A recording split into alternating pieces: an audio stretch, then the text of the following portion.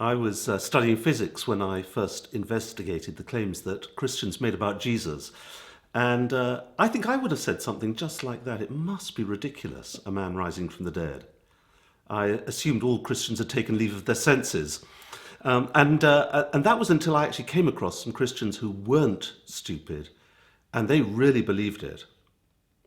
So I started to look at the evidence and quickly realized that the centerpiece of the jigsaw was this claim that Jesus rose from the dead. Without it, Christianity collapses.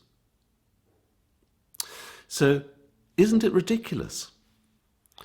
Well, a scientific approach can come to our help at this point. Of course, a man rising from the dead breaks the normal laws of nature. But those laws don't say what has to happen.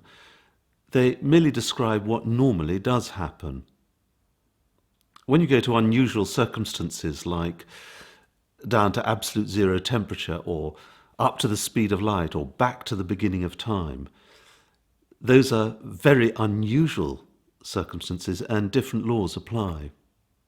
So I came to realize that if God had stepped into the world that he'd created and become a man, that would be pretty unusual. In fact, I think you'd agree, unique set of circumstances. Under those conditions, different laws would apply.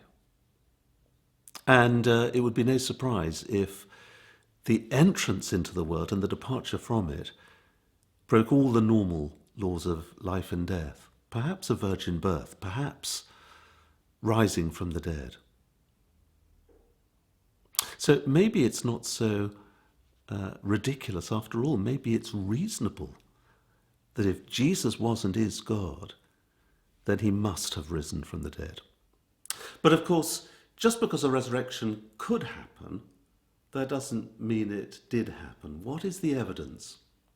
Well, first of all, of course, Jesus did really die. The Romans knew their job. They were experts at crucifixion. And his body really had gone from that grave. The tomb was empty. Even his enemies had to admit it, and they couldn't produce the body. And then there were the resurrection appearances. Many people on different occasions, amounting to hundreds altogether, claimed that they'd seen Jesus alive after his resurrection. And then there was the transformation of the disciples from cowards to the most courageous men who were not only prepared to die for their faith, but most of them did, for believing this truth, that Jesus had risen from the dead. So maybe it's not ridiculous. Maybe it's quite reasonable. Maybe it's ridiculous to believe that they would have been prepared to die for something they knew to be false. But don't take my word for it. Have a look at the evidence for yourself. But don't take my word for it. Have a good look at the evidence for yourself. Why not look at the Go Deeper under this video?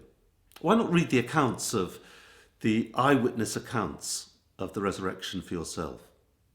Why not go and investigate the claims of the resurrection with others in a local church?